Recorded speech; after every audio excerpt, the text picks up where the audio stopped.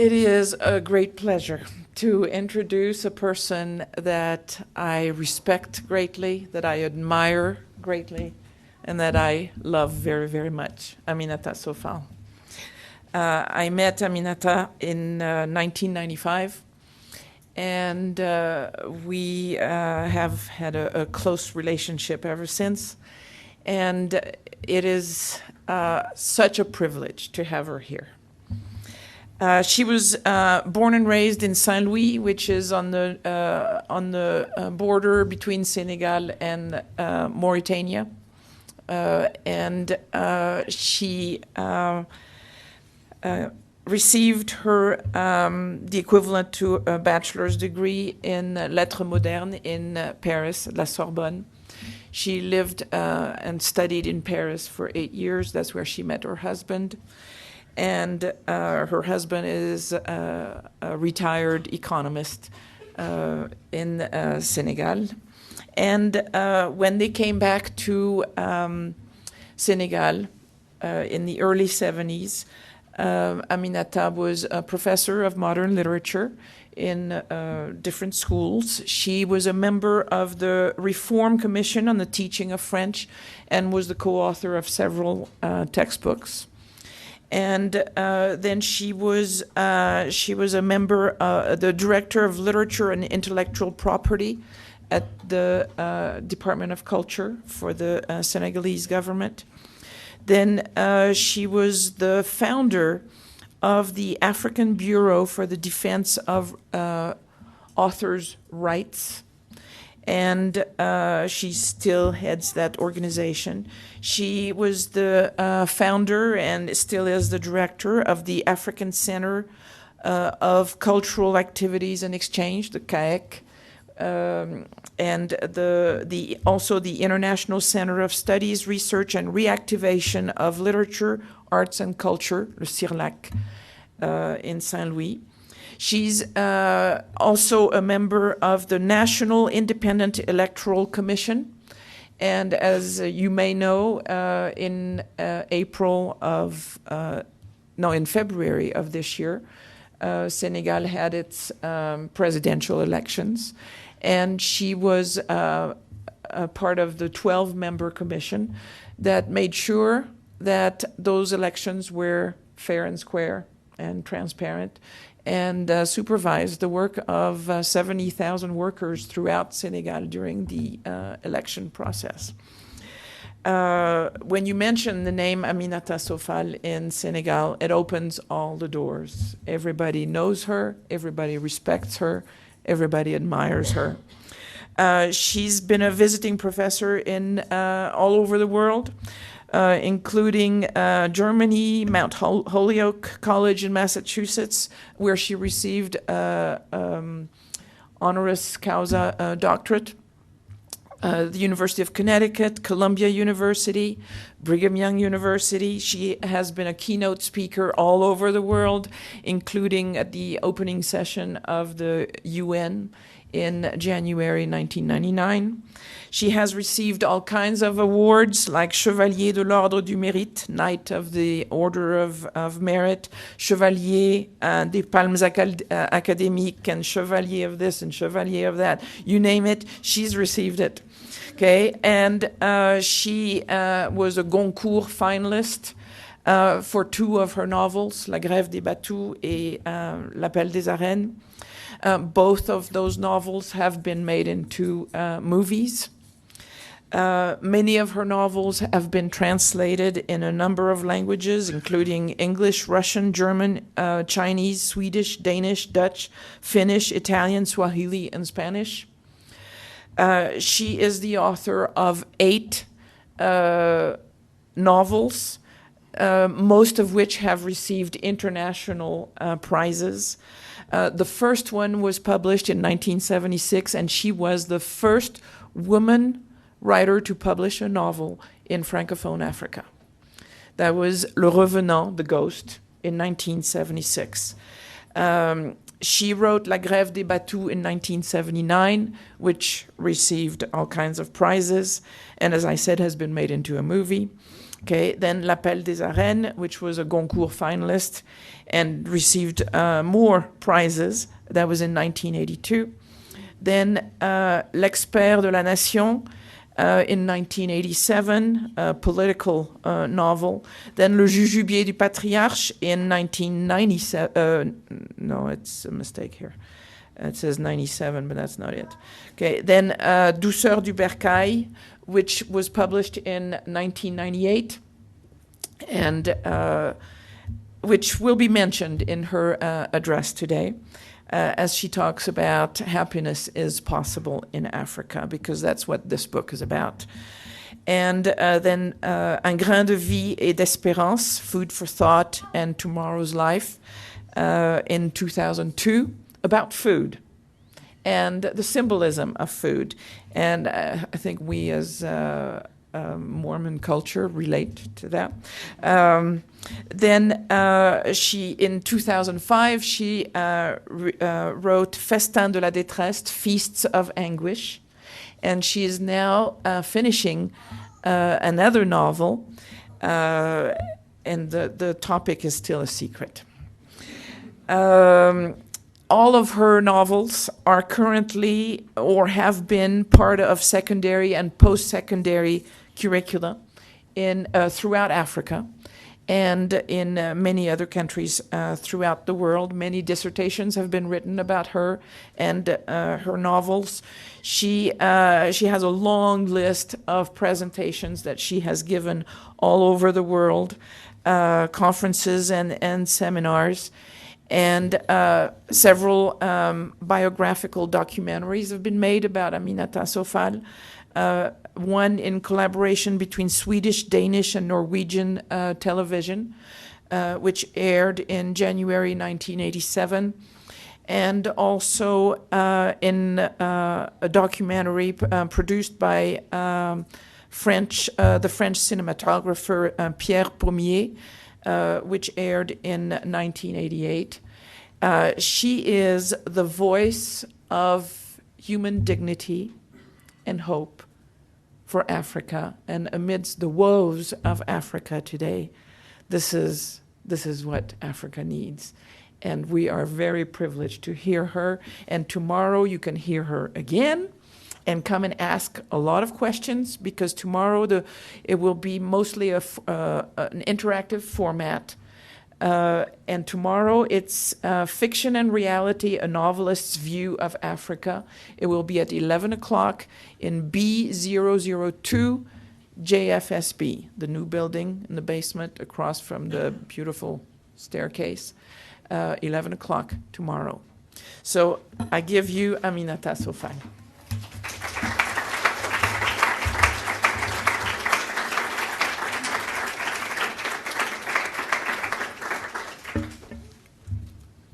Je vous remercie, Mesdames, Messieurs.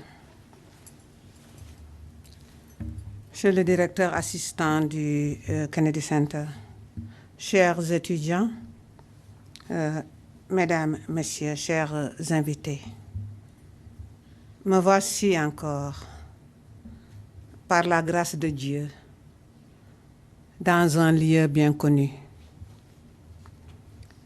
Un endroit familier qui fait partie, depuis bientôt 10 ans, des paysages illuminés dans mon cœur par la flamme merveilleuse de l'amour et de l'amitié.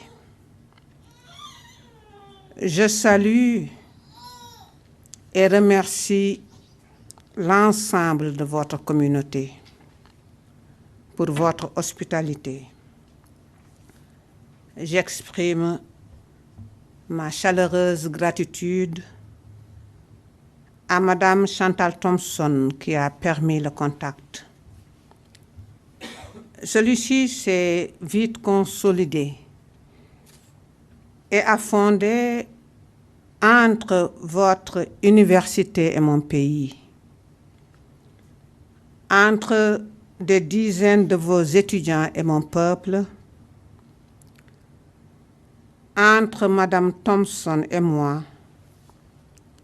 des relations fortes, nourries par notre commune volonté de nous connaître, de nous respecter et de nous aimer pour nous enrichir mutuellement de nos différences qui, au-delà des frontières, toutes les frontières, convergent vers le territoire de l'humanité où nous nous retrouvons tous. Nous sommes tous des humains. Parce que nous sommes tous des humains,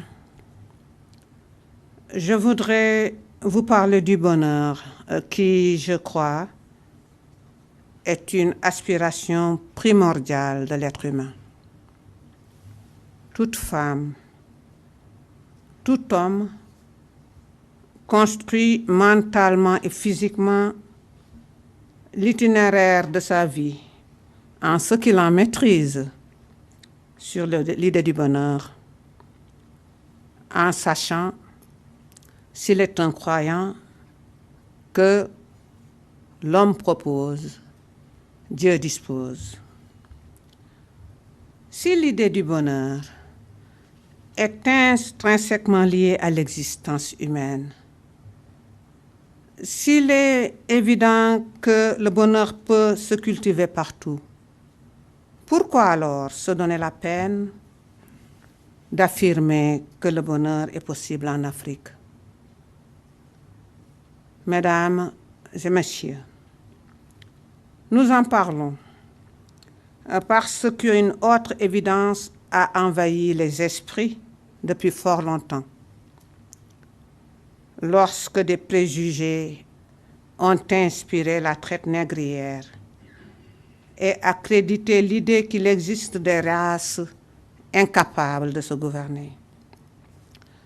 Ce passé douloureux, comme d'autres épisodes similaires, l'Holocauste, nous le rappelons pour mieux conjurer les démons de la haine, de la rancune et de la haine. Pour suggérer aussi l'incroyable capacité de l'être humain à engendrer la vie sur un champ de ruines. Une multitude de pays ravagés par la guerre ou des catastrophes naturelles ont retrouvé leur dignité grâce à l'engagement d'hommes et de femmes déterminés à ne jamais plier sous les assauts de l'adversité physique, politique ou économique. En Afrique, l'évidence qui semble s'imposer est celle d'un continent délabré, ravagé par la pauvreté, la maladie, la corruption et la malgouvernance, sans compter les guerres fratricides, Congo, Darfour, Guinée, pour ne parler que de quelques-uns des cas qui dominent dans l'actualité de ces derniers jours. De ce fait, le continent africain impose, dans l'esprit de ceux qui ne le connaissent pas, une image apocalyptique d'un continent en lambeaux, condamné à sombrer dans le chaos. Que penser en effet quand des statistiques fournies par de sérieuses institutions financières, politiques et de développement nous apprennent que l'Afrique ne pèse guère 2% du commerce mondial, que la pauvreté avance à pas de géant, que le sida frappe plus fort que partout ailleurs, que la corruption freine le développement, que le système éducatif est gravement malade. Que penser quand la délinquance et les violences qu'elle génère gangrènent des bidonvilles surpeuplés et qui poussent comme des champignons venimeux sur les flancs d'agglomérations mal équipées, où des enfants sont sauvagement livrés aux pièges de la rue et finissent par grossir les rangs de malfaiteurs sanguinaires. Un enfant sevré d'innocence et de rêve, c'est plus qu'un drame, c'est une tragédie. Une jeunesse sans avenir, c'est une calamité. Dans le numéro 4 de Finances et Développement, décembre 2006, il est mentionné que les pays en développement continuent d'être frappés par 90% des maladies dans le monde, alors qu'ils n'absorbent que 12% des dépenses de santé. Par quel miracle résoudre cette terrible équation? Si l'on connaît les difficultés et les carences en tout genre dans les structures sanitaires en Afrique, ici et là, des efforts considérables ont été accomplis pour faire baisser le taux de mortalité infantile et maternelle. Vaste campagne de vaccination, de sensibilisation et d'éducation à la santé. Centres de santé proches des populations pour les soins primaires concernant les maladies les plus fréquentes comme le paludisme. C'est le cas du Sénégal, où, fait notable, les malades du sida sont soignés gratuitement. Des éclaircies, certes, mais dans un ciel de brouillard épais. L'observateur qui, de loin, suit les affaires africaines ne les sent pas, ni ceux qui, dans la masse impressionnante des informations, absorbent parfois à leur corps défendant l'idée d'une Afrique catastrophe. Cependant, il faut noter que cette vision négative de l'Afrique n'est pas l'exclusivité des non-africains. À l'orée des indépendances africaines, dans les années 60 et un peu plus tôt pour le Ghana en 1957, les Africains avaient rêvé. Le temps semblait être venu pour une revanche sur les humiliations du passé. Un vaste mouvement panafricaniste né à la fin des années 40 avait fini de galvaniser les élites africaines. L'euphorie avait régné dans la perspective d'une dignité retrouvée, de la reconquête d'une Afrique réconciliée avec son destin, renouant avec ses valeurs de civilisation, récupérant ses immenses richesses minières confisquées. Le rêve a fini par se diluer dans un océan d'amertume pour de nombreux Africains. Bientôt 50 ans que l'Afrique est indépendante. Elle est plus pauvre, plus dépendante économiquement. En cette ère de globalisation, la dépendance économique limite la marge de manœuvre politique. Il est clair que, grisés par l'euphorie, les négociateurs des indépendances africaines n'ont pas réalisé que l'indépendance politique ne pouvait pas prospérer dès lors que l'indépendance économique n'était pas acquise. Ils avaient misé sur les richesses immenses du continent africain et avaient oublié qu'il fallait des moyens, capitaux, infrastructures, technologies et savoir pour exploiter ces richesses. Il s'ajoute qu'à quelques exceptions près, les dirigeants politiques ont semé la terreur dans le pire des cas, ou confisqué le pouvoir et les libertés fondamentales, donnant ainsi le coup de grâce au dernier lambeau d'espoir des citoyens. Depuis longtemps, et aujourd'hui encore, l'actualité donne à penser que rien de bon n'est possible en Afrique. Dans tous les médias du monde, l'odyssée des jeunes Africains fuyant l'Afrique au péril de leur vie a fait la une. Au Sénégal, des pirogues affrétées à Dakar, Saint-Louis ou sur la Petite Côte ont embarqué des milliers et des milliers de jeunes qui fuyaient vers l'Espagne.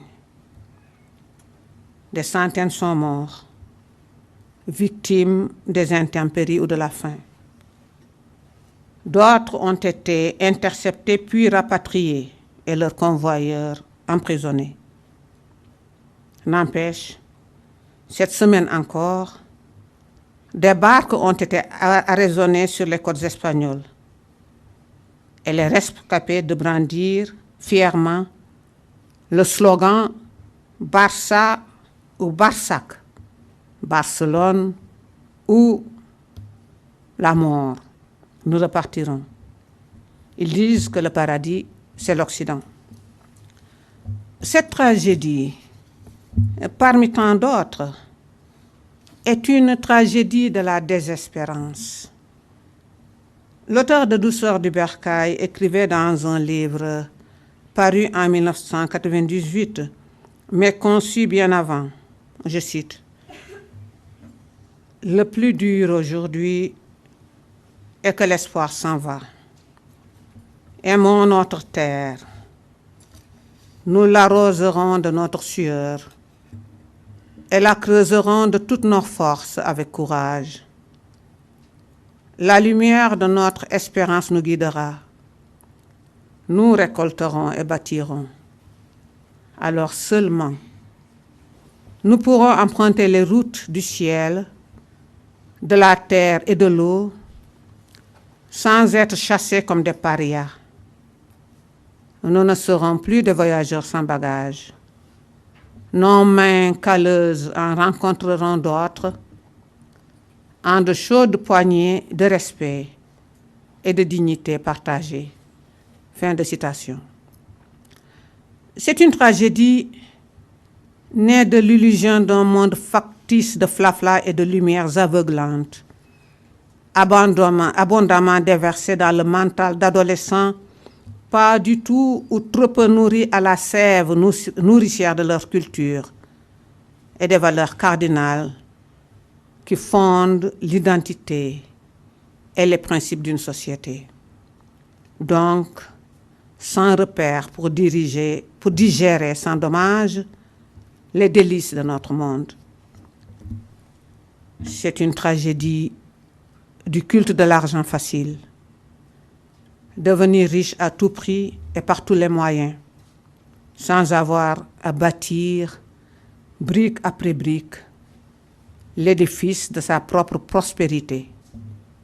Les parents de ces jeunes gens rescapés ont chacun dépensé au moins $2000 pour pousser leurs enfants vers un Eldorado incertain, tout en se plaignant de leur pauvreté.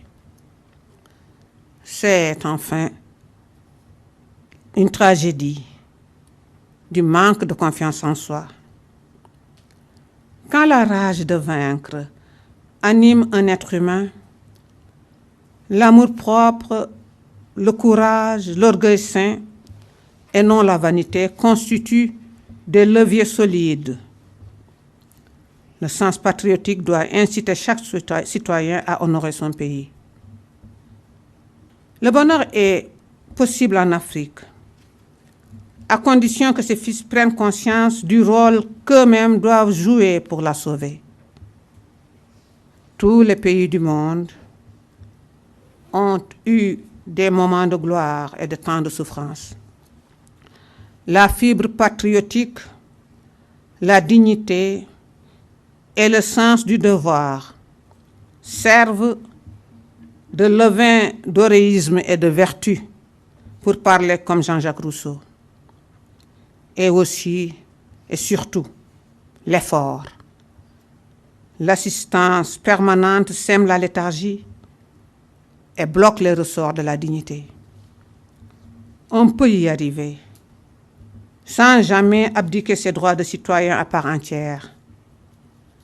Liberté d'opinion et de circulation, accès à l'éducation. Mais quel bonheur au fait. Mais le bonheur d'être soi, d'être en harmonie avec soi et avec les autres, dans l'accomplissement de ses désirs. Et aussi de se permettre sans retenue de grandes folies, comme de recréer le monde avec ses fantasmes, ses sentiments, ses rêves fous d'infini et d'éternité, comme font les artistes, les penseurs, les philosophes, les bâtisseurs et tant d'autres scientifiques et créateurs. Dieu pardonne ces folies qui n'avilissent pas l'être humain, pour la grandeur qu'elle confère à l'humanité tout entière, par le seul fait de l'intelligence, de la créativité et d'une vision intuitive de l'inconnu. Pour conclure, je me permets de citer encore l'auteur. Alors, pourquoi s'entêter à vouloir franchir des barrières interdites? Quand je sortirai d'ici, je serai plus à l'aise pour dire à mes frères, mes sœurs, parents et amis que l'Eldorado n'est pas au bout de l'Exode, mais dans les entrailles de notre terre. Chanson éculée, bien sûr. Refrain connu depuis l'aube des temps, maintes fois entendu dans ma jeunesse. Le monde sera toujours le monde, disait Mapenda le griot, Che Mapenda. Ce sont les êtres, les surfaces et les décors qui changent avec le temps. Che Mapenda, tout commence, tout recommence et tout change. Les temps et les saisons. À nous, cette crise mondiale de l'économie qui a bouleversé l'ordre de la planète et fait de nous des robots de l'argent. L'argent est roi en notre siècle. Or, nous sommes pauvres, pauvres d'argent, riches tout de même de notre cœur et de nos rêves. Mais qu'est-ce que cela veut dire aujourd'hui? Ça paraît tellement naïf, dépassé et idiot de le dire. Mesdames, Messieurs, je vous remercie de votre aimable attention.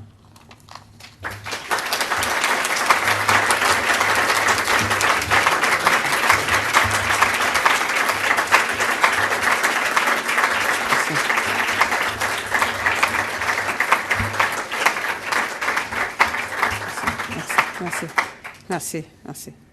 So now we have saved 10 minutes for questions. It's your turn to ask whatever you wish.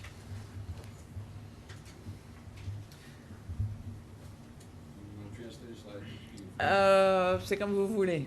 C'est Wes Johnson. Oui, oui.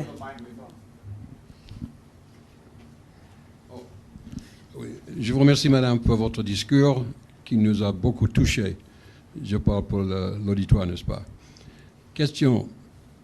Depuis, disons, 50, 60, 70 ans, ce sont des Sénégalais, des intellectuels du Sénégal qui sont en tête, si on peut le dire, de la littérature et les livres intellectuels de l'Afrique francophone. Est-ce que vous croyez que le Sénégal est toujours en tête ou est-ce que vous voyez d'autres pays qui sont peut-être des concurrents? Okay, can I ask you to ask that same question in English so that the non-French speakers will... The last 60 years or so, Senegal has been probably the leading country to produce works of intellectual valor in literature or in humanities, history, whatever. And the question I ask is whether Senegal still has that title, if they're still head of the pack, and if there are other countries that may be coming along to contest that. And the question is being asked by Dr. Wes Johnson, Professor Emeritus of Political Science at Stanford and then BYU. Bien, je vous remercie, Professeur Johnson. Je ne peux pas répondre en termes de classement, n'est-ce pas? She, as a Senegalese herself, she cannot respond in terms of rankings.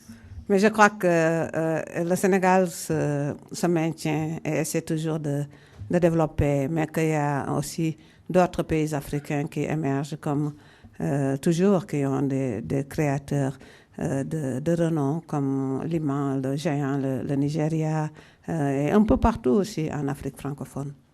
So Senegal is still at the head of the pack, but there are other African countries emerging. Et aussi dans l'Afrique anglophone, mais malheureusement, comme vous le savez, il n'y a pas tellement de contact entre l'Afrique francophone et l'Afrique anglophone.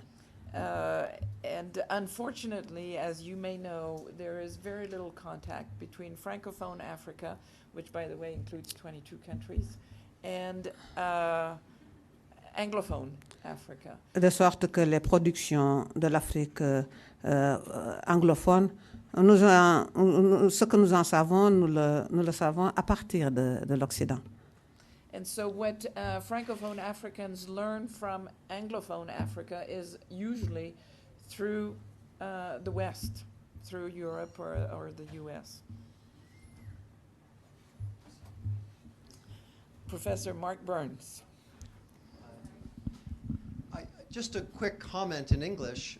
Just the other day, the economic statistics for the past year were published, and it turns out that Africa as a whole had a 5% growth in GDP last year, which is almost on par with China and well ahead of what the U.S. economy is fine, but it was an annualized rate of only 0.6 growth in the first quarter. So my point, if she wants to comment, is the fact that some of the good news is already starting to happen, although lots of people don't know about it. But if you want to invest in the future, put your money in Africa, because the stock market is doing much better overall there than it is here. T'as compris ce qu'il a dit?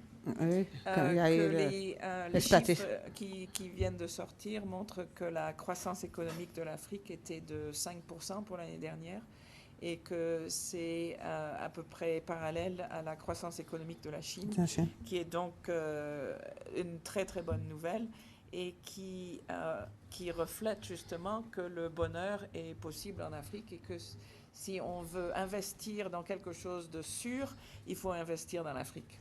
Oui, je laisse faire bien, n'est-ce pas? Parce que après la période très dure des ajustements structurels, n'est-ce pas? La politique et l'économie, on a beaucoup misé sur la macroéconomie qui produit des résultats sur le taux de croissance, mais c'est qu'on n'a pas encore atteint un niveau où le peuple sent les effets de cette croissance. Africa went through a very hard time after independence, through the time called of structural adjustment, as named by the World Bank and the International Monetary Fund.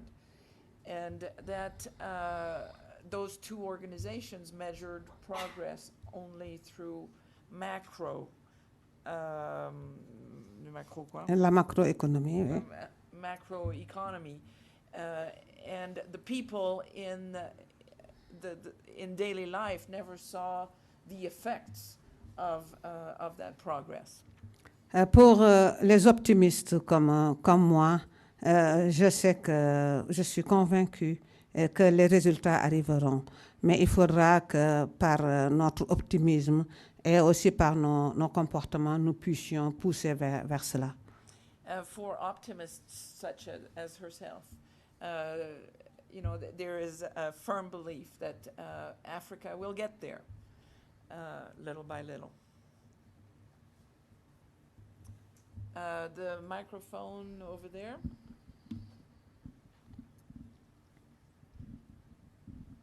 And then you were instructed to first state your name and where you're from. I'm Jason Kabatingan. I'm from Dublin, California. I'm a Latin American Studies major. Ms. Southall, would you please elaborate on the way you feel is best to give that hope to those who feel as if they don't have a future and those that just sit in that darkness, what is the best way to help sow that hope in their souls? Selon toi, quelle est la meilleure façon de semer l'espoir dans l'âme de ceux qui sont dans les circonstances les plus sombres? Oui, je crois que il faut que ceux qui ont cet espoir essaient de parler avec les autres et de parler de leurs actions de tous les jours, même des actions très, très simples, tout à fait anodines, n'est-ce pas? On cherche à montrer que le désespoir n'est pas la solution et qu'il faut savoir aussi que le sous-développement ou la souffrance ou les difficultés, ce n'est pas une fatalité.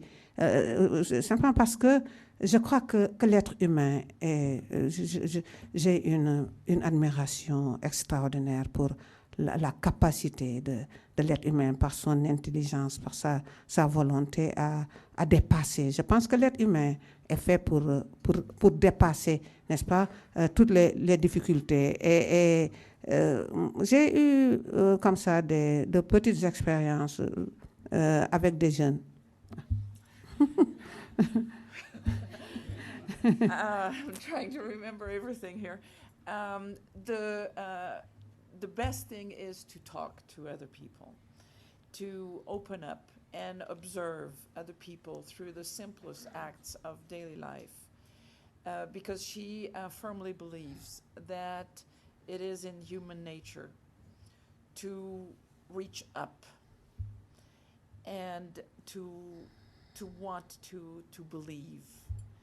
And she marvels at the capacity of the human being to reach outward and up. And that's the way to feel hope.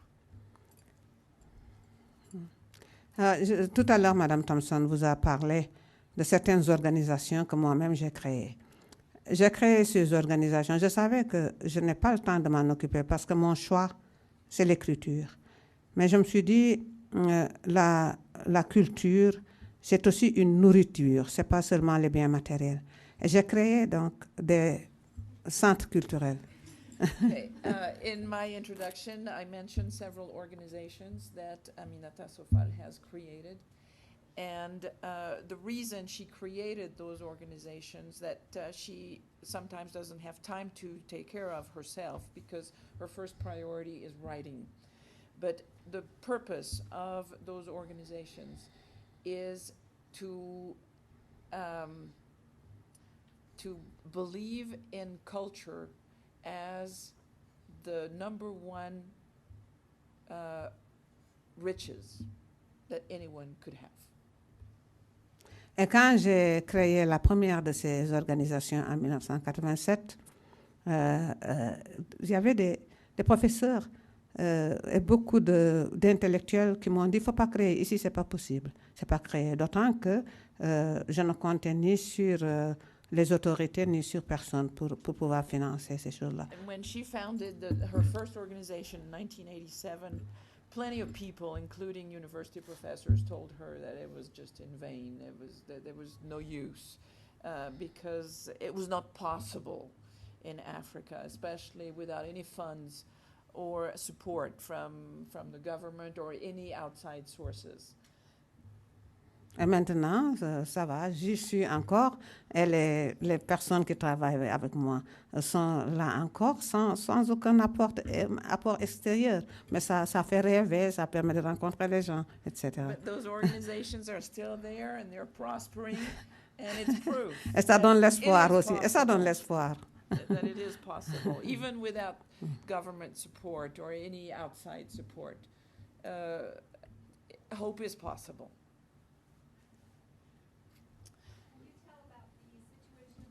C'est madame. Can you Marianne. describe the situation des femmes en Afrique? Okay, this is from Marianne Johnson. Oui, la situation de la femme s'améliore considérablement parce que elles ont pris conscience de ce qu'elles peuvent faire, des niveaux qu'elles peuvent atteindre. Elles prennent maintenant mieux conscience de leur pouvoir. Elles exploitent mieux leur créativité et elles expriment leur choix sur le cours des événements. The situation of women has improved tremendously in the last few years because now they have become aware of their potential, their rights, and their ability, their special abilities as women. Par exemple, elle vous a parlé d'élections récentes au Sénégal, mais les femmes, les associations de femmes se sont mobilisées pour qu'il y ait la parité. En certains endroits, on a atteint la parité, pour d'autres, ça reste, mais pour vous dire qu'elles constituent des lobbies puissants qui agissent dans le cours des événements. We mentioned in the introduction Aminata's involvement in the Commission for Independent Election Fairness. And as part of that work, she has noticed how women, even in the rural areas, have formed lobbies to have their voice heard in those elections and to make sure that women are elected to parliament and either national or local positions. That parity is not quite there yet, but it's coming. It's coming. I beg your pardon? Est-ce que les femmes vont à l'école? Oui, elles vont à l'école. Il y a une dizaine d'années, le taux de scolarisation des filles était très bas, 10%, parce que des familles, à cause justement des problèmes de logistique dans les villages, personne n'envoie sa fille de 10 ans à 10 km pour aller à l'école, aller-retour. Mais il y a eu de vastes campagnes de scolarisation des filles soutenues par l'UNESCO et par l'UNICEF. Et maintenant, quand même, ça va bien. For many years, women or girls only represented about 10% of school children. And in the rural areas, that's because if you had to send a child 10 kilometers, if a child had to walk 10 kilometers to school there and back, you didn't want to send a little girl, a 10-year-old girl, walking for so long. And but now there has been a very powerful campaign called SCOFI, Scolarisation des filles, and that was financed by UNESCO to send more girls to school, and it's happening, especially in the cities. Autre chose qui bloque la scolarisation des filles, c'est aussi les mentalités, parce que les filles étaient censées devoir rester à la maison, avoir un bon mari et qui les entretiendrait. Et il y avait aussi le phénomène du mariage précoce qui est en train, actuellement, très combattu parce que même des fois avant 15 ans, on les donnait en mariage. Mais actuellement, il y a de fortes campagnes pour remédier à ça. Another obstacle to the schooling of girls is the mentality of the people. That girls are supposed to stay home and get married and have children and do the cooking and do all the house chores. And also another obstacle is the precocious marriage tradition. That's a tradition where girls are given in marriage or promised in marriage at a very young age. Sometimes under 10, and therefore they just prepare for marriage, and that's their goal in life. But there is a campaign going on right now against those mariages précoces, the precocious marriages, to put an end to that. A lot of times you see girls 10, 12 being promised to older men. Polygamy is very prevalent in Senegal. Senegal is 95% Muslim, and a lot of men have up to 4 wives. And it's not uncommon to see a 10-year-old girl being promised as the 3rd wife or the 4th wife to a man who could be her grandfather. But there is a very strong campaign against that now. Okay, yes. Sorry. I love your books. J'aime vos livres. Mr. Green. Mr. Green, yes. Alex. Est-ce que l'influence de Chine en Afrique, c'est une bonne chose? L'influence de la Chine? Influence de la Chine ici. Okay, Oui. is the influence of China in Africa? If you follow the news, you can see that China is investing greatly in Africa. Is it a good thing or is it a bad thing? C'est une bonne chose ou pas? Oui, moi, là où je me trouve, je ne pourrais pas dire c'est une bonne chose ou c'est une mauvaise chose. Ce que je sais, c'est que chaque peuple doit pouvoir faire face à ses obligations. Maintenant, avec la mondialisation, les marchés sont ouverts. Je pense qu'il faut toujours contrebalancer, équilibrer les échanges. Et je pense que s'il y a d'autres investisseurs qui viennent investir en Afrique, ça va équilibrer les choses.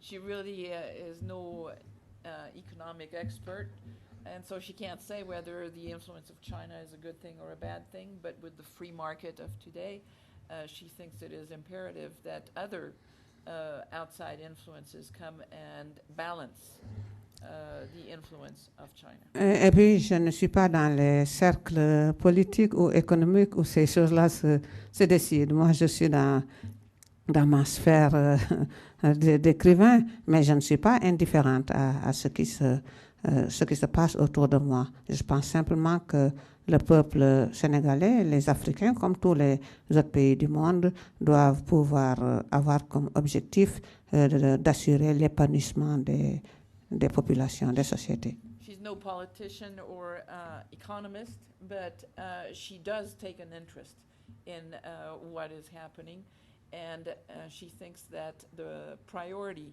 of the Senegalese people should be the blossoming of their economy, the blossoming of their future, and if that involves interactions with China and other parties, then may the free market speak.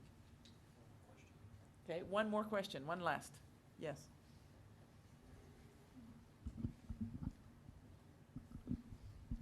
Bonjour, je m'appelle Janine Plamondon, je suis canadienne. Je voulais savoir, selon vous, ça se suit un peu avec l'autre question, mais je voulais savoir ce que vous pensez devrait être le rôle des pays plus développés envers l'Afrique. Est-ce qu'on devrait laisser l'Afrique tranquille, se développer toute seule, se débrouiller, ou est-ce que les pays développés peuvent aider sans créer une dépendance ou une mauvaise situation? So I wanted to know if she thinks that developing countries can help Africa, or if they should, what their role should be towards Africa. Bien, la réalité aujourd'hui, c'est que justement avec cette mondialisation, aucun pays ne peut s'isoler. Ça, c'est la réalité. Mais il faut que ça se fasse dans la dignité des autres pays. Pour ce qui est des Africains, je crois qu'ils ne doivent pas attendre leur développement de l'extérieur, mais ils doivent coopérer dans la dignité comme font tous les autres pays hors d'Afrique entre eux, que chacun sauve ses intérêts et maintienne des liens pacifiques avec les autres. De Gaulle disait qu'un pays ne doit pas avoir d'amis, mais des intérêts.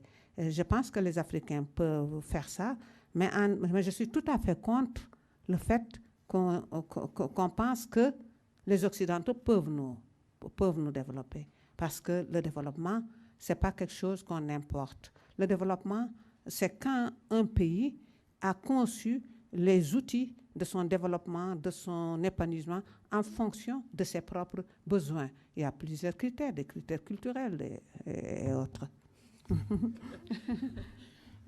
Development is not something that can be imported.